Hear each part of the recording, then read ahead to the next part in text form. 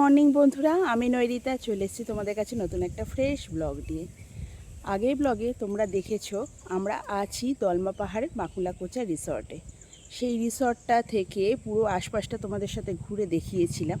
আজকে আমরা এই রিসর্ট থেকে কোথায় যাই, মানে কি সাইট সিইং করি, সেটা এই ব্লগে শেয়ার করব। এখন বাজে সকাল 6টা। আমরা এখন বেরিয়ে পড়ছি দলমা পাহাড়ে হিল টপে যাব। তো চলো আজকে আমাদের সঙ্গে থেকো, আশা করছি তোমাদের খুব ভালো লাগবে। সামনে যে জিপ সাফারির গাড়িগুলো দেখতে পাওয়া যাচ্ছে, এই গাড়িগুলোও যায়, 2800 টাকা করে নেয় 10 জনের জন্য। আমরা 3 জন আছি, আমরা আমাদের নিজেদের গাড়িতে যাব। একজন ড্রাইভার দাদাকে নিয়েছি, ড্রাইভার দাদা এসে গেছে। তো চলো জার্নিটা স্টার্ট করা যাক। আমরা আজকে ড্রাইভার দাদা নিয়ে নিলাম এই কারণে যে যদি জঙ্গলের ভেতরে কোনো রকম নেট না কাজ করে, গুগল ম্যাপ না কাজ করে, তাহলে আমরা কোথায় কী আছে দেখতে পাবো না, আর একজন গাইড হিসাবেও খুব সাহায্য হবে, সেই কারণে আমরা নিয়ে নিলাম। তো চলো জার্নিটা স্টার্ট করি, আর ডেসক্রিপশান বক্সে ড্রাইভার দাদার ফোন নাম্বার দিয়ে দেবো। আমরা সকাল সকাল বেরিয়ে তো পড়েছি। মাকুলাকোচা রিসর্ট থেকে এই হিল টপের ডিস্টেন্স হচ্ছে প্রায় 19 কিলোমিটার। সময় লাগে 45 মিনিট থেকে 1 ঘন্টা, নির্ভর করে সময়টা রোড কন্ডিশনের উপরে।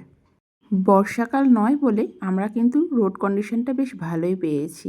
জঙ্গলে ঘেরা এই পাহাড়ি রাস্তা দিয়ে যেতে বেশ ভালো লাগছে, মনে হচ্ছে আমরা নর্থ বেঙ্গলে এসে গেছি। অনেক আছে, আগে আরো আছে।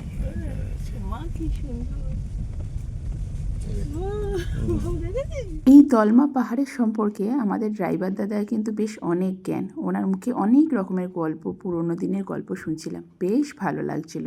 তোমাদের সাথেও কিছুটা শেয়ার করব। উনিই বললেন মহুয়া ফুল কিন্তু হাতিকে অ্যাট্রাক্ট করে। মহুয়া ফুলের গন্ধে তো পুরো জঙ্গল করছে, আমাদের বেশ লাগছে। আমরা হিল টপের খুব কাছাকাছি চলে এসেছি, অনেকটা উপরে উঠে এসেছি। আর এইখানেই আছে পিন্ডাবেড়া গেস্ট হাউস, এখানেও থাকা যায়, তবে এখানে খাবারের জন্য র মেটেরিয়াল নিচ থেকে নিয়ে আসতে হয়। ওই দেখ বাবু হনুমান।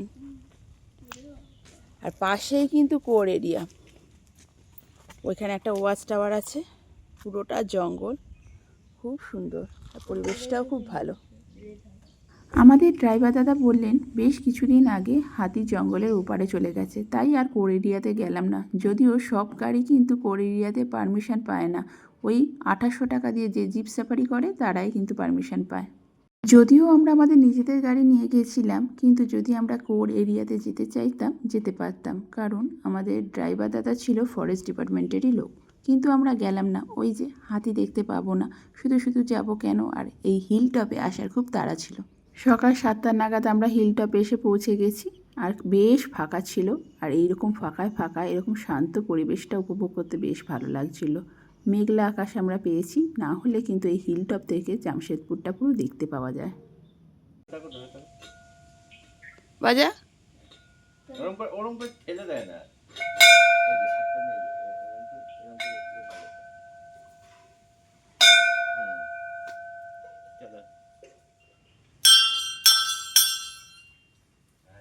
আমরা চলে এসেছি সমুদ্রপৃষ্ঠ থেকে প্রায় 3000 ফুট উচ্চতায় অবস্থিত একটি শিব মন্দিরে।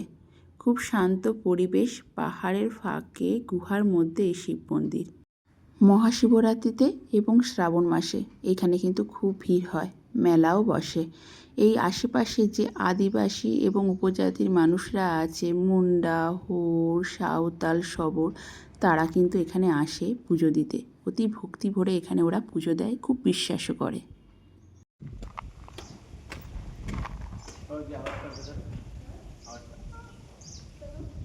এখন চলে এসেছি একটা ওয়াচ টাওয়ারে, এই শিব মন্দিরের পাশেই।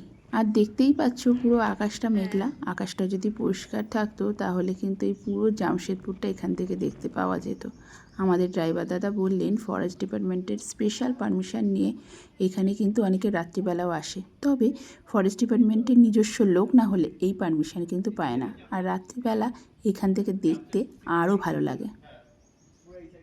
বেশ কিছুক্ষণ হিলটপে সময় কাটানোর পর আমরা নিচের দিকে রওনা দিলাম। আর নিচের দিকে রওনা দেওয়ার পরেই ড্রাইভার দাদা এরকম একটা সুন্দর জায়গায় আমাদের দাঁড় করালেন।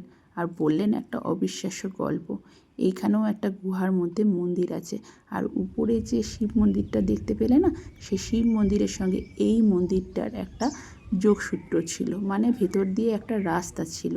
কিন্তু বহু বছর আগে এখানে এই যে পাথরটা দেখতে পাচ্ছ, এই পাথরটা পড়ে যায়, আর সেই কারণে ওই উপরে শিব মন্দির থেকে আর এই মন্দিরের কিন্তু যোগসূত্র মানে রাস্তাটা বন্ধ হয়ে গেছে।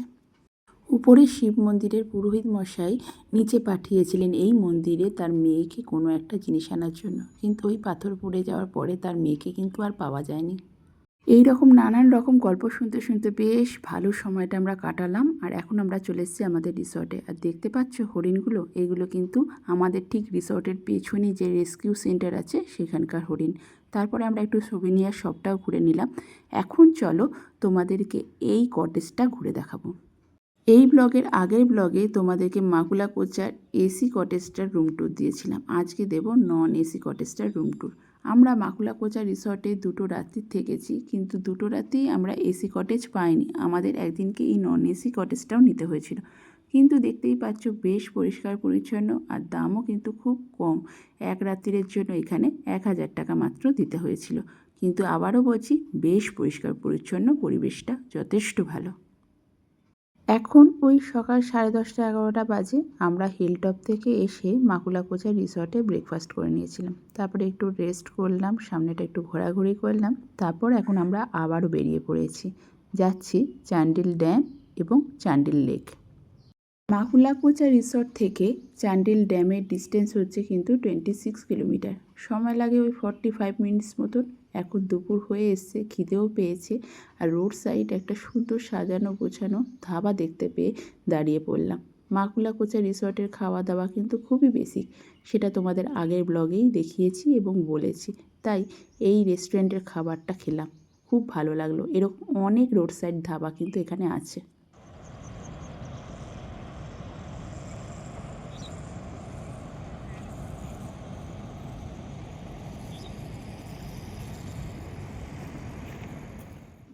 চান্ডিল ড্যাম দেখে আমরা এখন যাব চান্ডিল লেক।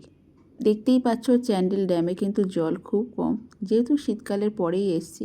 এরকম একটা ছোট সরু রাস্তা দিয়ে আমরা চান্ডিল লেকের সামনে এসে পৌঁছালাম। চারিদিকে অনেক ছোটোখাটো রেস্টুরেন্ট আছে, আর ছোটোখাটো গিফটস আইটেম পাওয়া যায়, এরকমও কিছু দোকান আছে। চান্ডিল লেকে এসে পৌঁছালাম। চারিদিকে পাহাড়, মাঝখানে লেক। এখানে কিন্তু বোটিং হয়। আবারও বললাম, আমরা বোটিংটাও করব।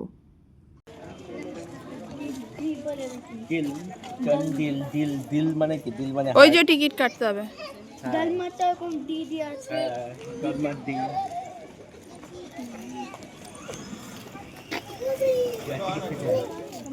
মানে আমি বাচ্চা আর দুটো বড়, কত হবে?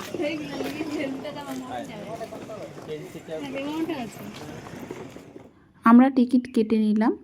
ছোট এবং বড় সব রকমের বোটই এখানে পাওয়া যায়। পার হেড 150 টাকা করে নিল। ছোট বাচ্চাদেরও যদি সিট নেওয়া হয় তাহলে কিন্তু টাকা নেবে। আমার ড্যামের উপরে কি ওয়াচ টাওয়ার? বাবু টাকা।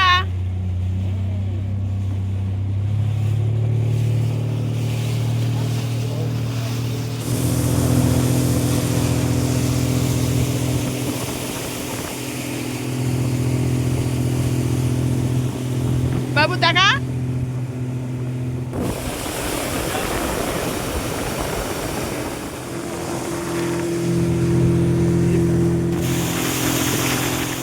দেখতে দেখতে বিকেল হয়ে এসছে। বোটিং করে আমরা চলে এসেছি এরকম লেক ভিউ একটা রেস্টুরেন্টে। টুকটাক স্ন্যাক্স এবং ঠান্ডা দিয়ে আজকে সন্ধ্যেটা কাটালাম। এইটা কিন্তু নেক্সট দিনের ব্লগ। আমরা এখন যাচ্ছি ডিমনা লেক। বাড়ি যাওয়ার পথে আমরা ডিমনা লেকটা ঘুরে নেব।